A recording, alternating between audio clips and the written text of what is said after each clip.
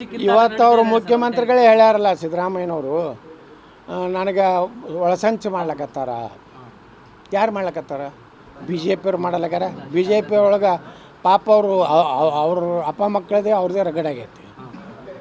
ಅಲ್ಲಿ ಕುಮಾರಸ್ವಾಮಿ ಅವ್ರು ತಮ್ಮ ಗದ್ದಲ್ದಾಗ ಅವ್ರು ಅದಾರ. ಸಂಚು ಯಾರು ಮಾಡ್ಲಕತ್ತಾರ? ಅವ್ರ ಪಾರ್ಟಿಯವ್ರು ಮಾಡ್ಲಕತ್ತಾರ.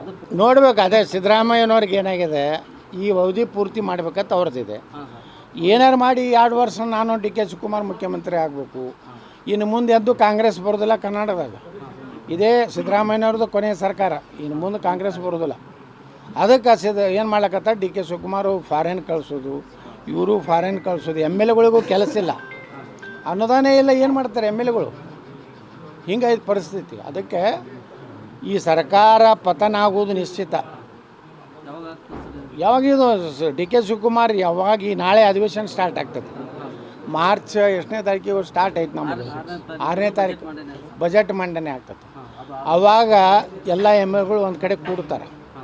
ವ್ಯಾಪಾರ ಚಾಲು ಆಗ್ತದೆ, ಕುದುರೆ ವ್ಯಾಪಾರ.